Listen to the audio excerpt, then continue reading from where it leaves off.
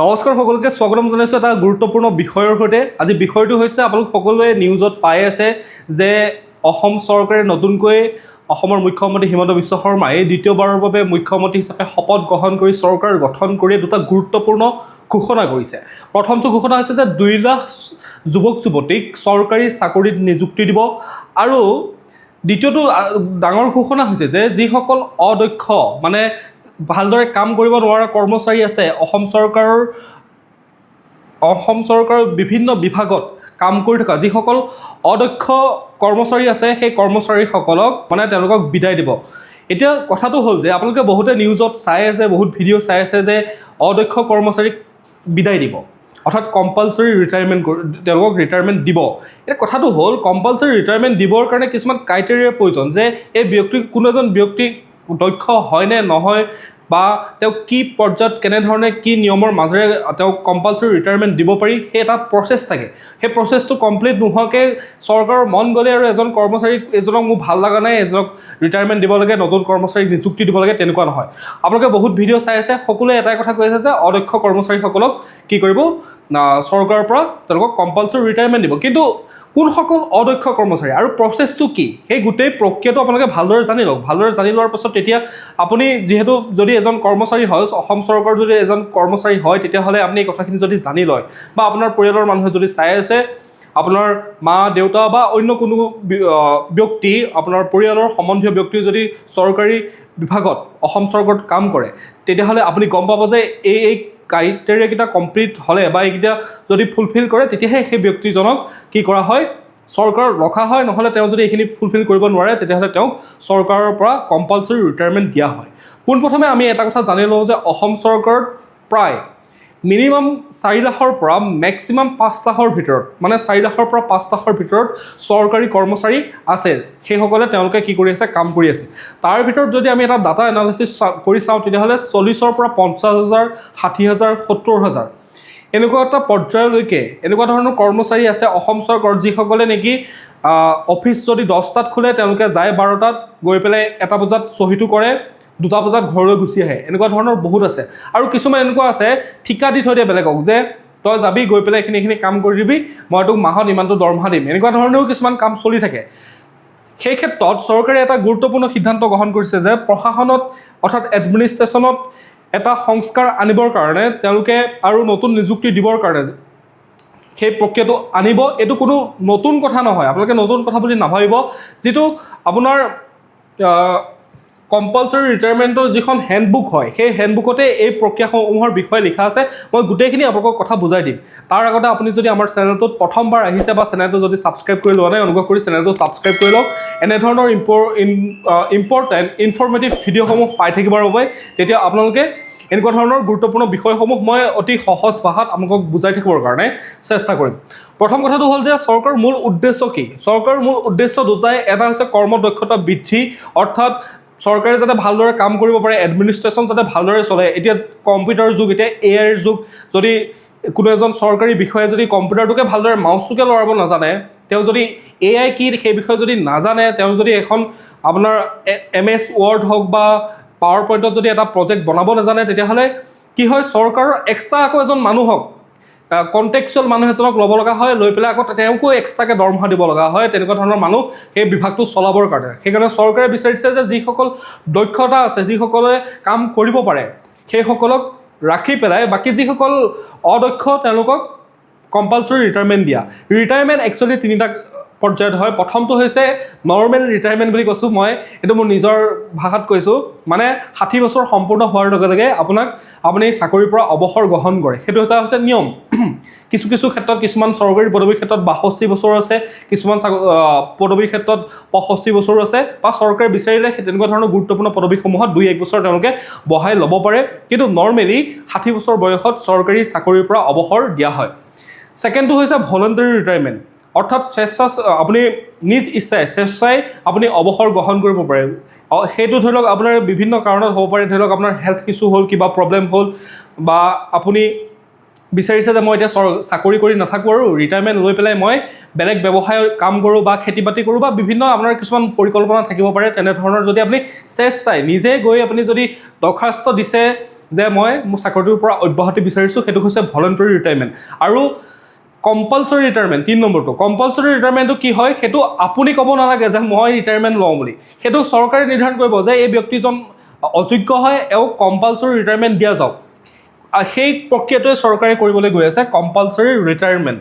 ঠিক আছে, ইয়াত আমি চৰকাৰৰ মূল উদ্দেশ্য চাইছিলোঁ কৰ্মদক্ষতা, আৰু দ্বিতীয়টো মই কৈছোঁ যে নতুন প্ৰজন্মক সুযোগ প্ৰদান, অৰ্থাৎ যিসকল 2 লাখ চৰকাৰী চাকৰি দিম বুলি যিহেতু নিৰ্বাচনত প্ৰতিশ্ৰুতি দিছে, আগৰ বছৰত যেনেকৈ আগৰবাৰ যেনেধৰণে প্ৰতিশ্ৰুতি দিছিলে সেইধৰণে তেওঁলোকে ফুলফিল কৰিছে, আৰু এইবছৰো তেওঁলোকে ফুলফিল কৰিব, 2 লাখ নিযুক্তি দিব। তাৰ কাৰণে তেওঁলোকে যিহেতু 4 পৰা 5 লাখ পোষ্ট আছে, আৰু সেই তাতছে চৰকাৰে বেছি পোষ্ট বঢ়াব নোৱাৰে, আৰু সেইখিনি পোষ্ট বঢ়ালে দৰমহা ক'ৰ পৰা দিব, চৰকাৰে ইমান পইচা পাব ক'ৰ পৰা? তাৰ কাৰণে যিসমূহ কৰ্মচাৰী আছে সেইসকলক, অদক্ষ কৰ্মচাৰীসকলক আঁতৰাব। কেনেকৈ হ'ব এই বাছনি প্ৰক্ৰিয়া? এটা হৈছে কাৰ্য দক্ষতা, অৰ্থাৎ পাৰফৰ্মেঞ্চ।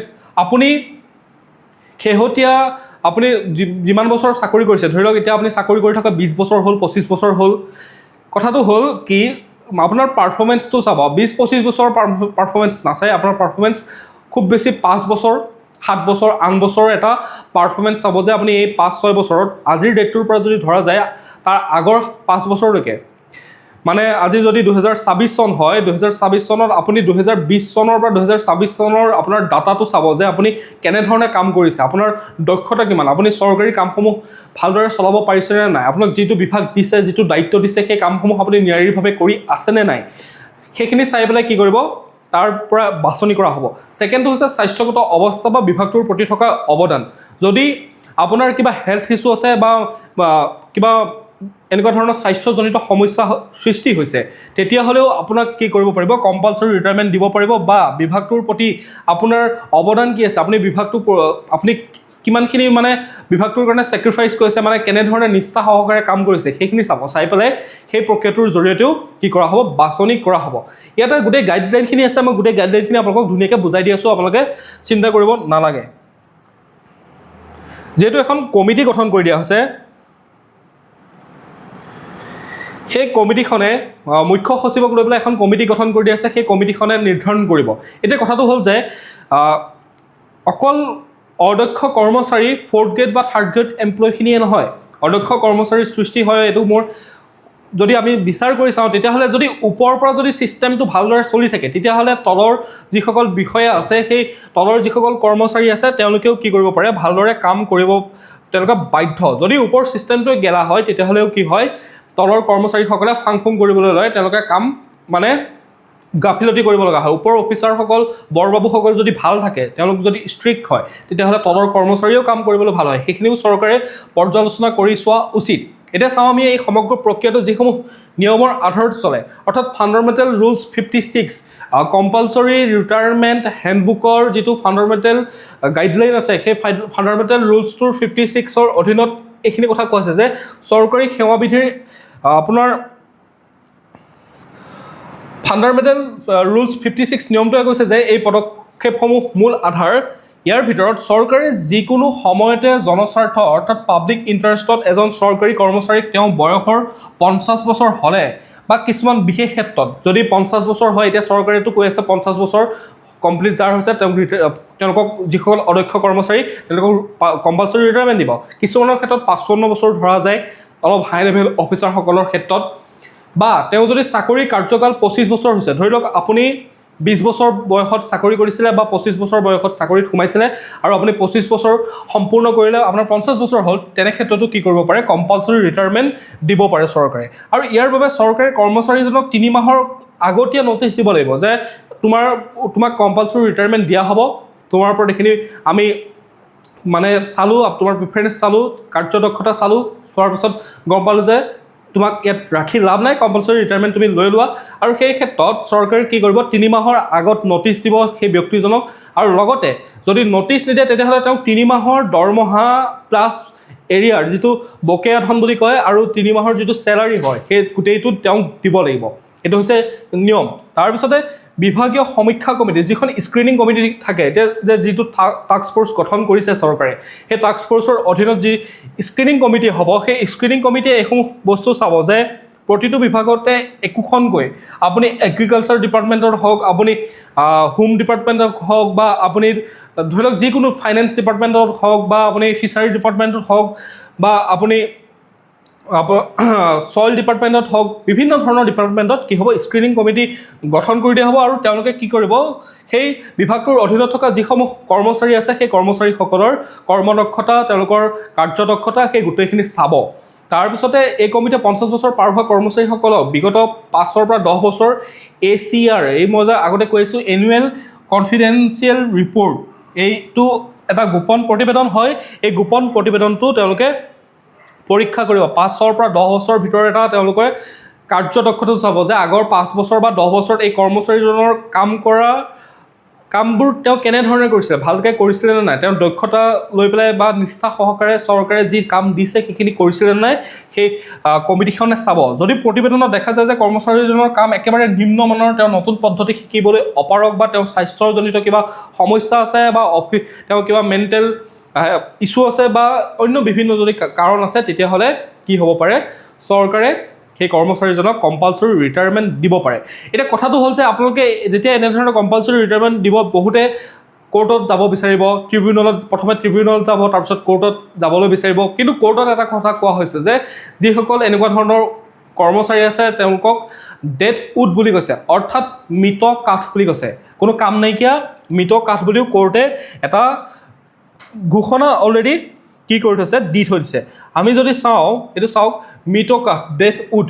উচ্চতম ন্যায়ালয়ে আগতে এনেকুৱা ধৰণৰ কেছ যেতিয়া উচ্চতম ন্যায়ালয় পৰ্যন্ত পাইছিলেগৈ, ছুপ্ৰিম কোৰ্ট পাইছিলেগৈ, তেতিয়া উচ্চতম ন্যায়ালয়ে কৈ থৈ দিছিলে যে প্ৰশাসনক গতিশীল কৰি ৰাখিবলৈ চৰকাৰে অকমন্য বা মৃত কাঠ, সেইসকল অদক্ষ কৰ্মচাৰীসকলক কি বুলি কৈছে, অকমন্য বা মৃত কাঠবোৰৰ লগত তুলনা কৰিছে। স্বৰূপ কৰ্মচাৰীক আঁতৰাই পঠিয়াব পাৰে, কিন্তু এই প্ৰক্ৰিয়াটো কিছুমান নিৰ্দিষ্ট চৰ্ত মানি চলিব লাগিব। তেওঁলোকক পেঞ্চন দিব লাগিব, তেওঁলোকে যি ধন পাব লগা আছে সেইখিনি গোটেই সুবিধা দিব লাগিব। সেইটো কোৰ্টে গাইডলাইন দি থৈ দিছে। এইটো একচুৱেলি মানুহে ভাবিব যে এইটো শাস্তিমূলকভাৱে বদলি কৰিছে, কিন্তু সেইটো নহয়, ক্ষমা কৰিব, এইটো শাস্তিমূলক বদলি নহয়, এইটো হৈছে প্ৰশাসনত যিটো সংস্কাৰ আনিব লগা হয়, যাতে কাৰ্যদক্ষতা বৃদ্ধি পায়, প্ৰশাসন যাতে ভালদৰে চলে, তাৰ কাৰণে এইটো চৰকাৰৰ এইটো কি আছে, পাৱাৰ আছে। যিসমূহ অকমন্য হয়, অদক্ষ কৰ্মচাৰী হয়, তেওঁলোকক কম্পালচৰি ৰিটায়াৰমেণ্টত পঠিওৱা। ইয়াতো কোৱা হৈছে এইটো বাধ্যতামূলক অৱসৰ, কোনো জৰিমনা বা শাস্তি নহয় হিচাপে এইটো গণ্য কৰা নহ'ব। আৰ্থিক সুৰক্ষা চাওক, চাকৰিৰ পৰা উলিয়াই দিয়ে যিদৰে ভৱিষ্যত নিধি, পেঞ্চন ফাণ্ড বা পেঞ্চন কাটি ৰখা হয়, সেই নিয়মৰ অধীনত অৱসৰ দিলে কৰ্মচাৰীজনে তেওঁ পাবলগীয়া সকলো ধৰণৰ পেঞ্চন, গ্ৰেচুইটি আৰু অৱসৰকালীন আৰ্থিক সুবিধা সম্পূৰ্ণকৈ পাব। কেৱল তেওঁ এইটোৱে হ'ব যে ধৰি লওক আপোনাৰ চাকৰি আৰু 10 বছৰ আছিলে, সেই 10 বছৰ আপুনি চেলাৰী নাপায়, বাকী আপুনি পেঞ্চনো পাব, আপুনি পেঞ্চন পালে যিটো এৰিয়াৰ পায় সেই এৰিয়াৰো পাব, আপুনি যি সুবিধা পাব লগা আছে A to Z গোটেইখিনি সুবিধা পাব। খালি এটাই যে আপুনি ৰিটায়াৰমেণ্ট দি দিয়াৰ লগে লগে আপুনি সেই ৰিটায়াৰমেণ্টৰ দিনটোৰ পৰা যিখিনি আপোনাৰ ধৰক 5 বছৰ বাকী থাকিল, 6 বছৰ বাকী থাকিল, তাৰ আপুনি চেলাৰী নাপায়। আৰু কথাটো হ'ল কি, চৰকাৰে এইটোতো কৰিবই, মুখ্যমন্ত্ৰী হিমন্ত বিশ্ব শৰ্মাই যিহেতু ক'লে কথাটো, আৰু 2 লাখ চাকৰি যিহেতু দিয়াৰ কথা আছে, তো সেইটো চৰকাৰে কৰিবই, সেইটোত কোনো মানে সংকোচ নাহে, কাৰণ সেইটো নিয়মেই হয়। অদক্ষ কৰ্মচাৰীক বিভাগ এটাত ৰাখি পেলাই কি মানে সুবিধা হ'ব, চৰকাৰৰ বেছি প্ৰব্লেমহে, চেলাৰী এনেই দি আছে, তেওঁ সলনি আকৌ বেলেগ এজন কণ্টেক্সুৱেল ব্যক্তিক ৰাখিব লগা হয়। ধৰি লওক কম্পিউটাৰ নজনা মানুহ আছে গোটেইকেইজন, আকৌ এজন কণ্টেক্সুৱেল মানুহ আনি পেলাই তাত ৰাখিব লগা হয় যে কম্পিউটাৰ কামখিনি কৰিবৰ কাৰণে। তেনেকৈ চলি আছে, দেখা যায় তেনেকুৱা ধৰণৰ কামবিলাক হৈ আছে। এতিয়া কথা হ'ল, যদি ঘপককৈ তেনেকুৱা ধৰণে ৰিটায়াৰমেণ্ট দি দিয়ে, তেতিয়াহ'লে বহুত কৰ্মচাৰী বিপদত পৰিব পাৰে। এতিয়া ধৰি লওক আপুনি 50,000 টকা চেলাৰী পাই আছে, আপুনি EMI দিয়ে, হোম লোনত আপোনাৰ কটা যায়, পাৰ্চনেল লোনত কটা যায়, এনেধৰণে আপুনি 50,000 টকাত আপোনাৰ মেকআপ হৈ আছে। যেতিয়া আপোনাক পেঞ্চনৰ কম্পালচৰি ৰিটায়াৰমেণ্ট দি দিব, তেতিয়া লগত আপোনাৰ চেলাৰী আহি পেলাই ধৰি লওক 25,000 26,000 টকা পাই যাবহি, তেতিয়া বহুত কৰ্মচাৰী বিপদত পৰিব পাৰে। কিন্তু কথাটো হ'ল কি, সেইটো চৰকাৰে যিহেতু ঘোষণা কৰিছে আৰু কমিটি ইতিমধ্যে গঠন কৰি দিছে, টাস্ক ফ'ৰ্চ কমিটি গঠন কৰি দিছে, তাৰ ফলত এইখিনি হ'ব। তাৰ কাৰণে আপোনালোকে এই কথাখিনি জানি লোৱাটো গুৰুত্বপূৰ্ণ। এইখিনি আছিল মূল কথা ভিডিঅ'টোৰ। যদি ভিডিঅ'টো ভাল পাইছে এটা লাইক কৰিব, আৰু কমেণ্টত কিবা সুধিব লগা থাকিলে আপোনালোকে সুধিব পাৰে। লগতে চেনেলটো ছাবস্ক্ৰাইব কৰি ল'বলৈ নাপাহৰিব এনেধৰণৰ ইম্পৰ্টেণ্ট গুৰুত্বপূৰ্ণ বিষয়সমূহ জানিবৰ বাবে। ধন্যবাদ।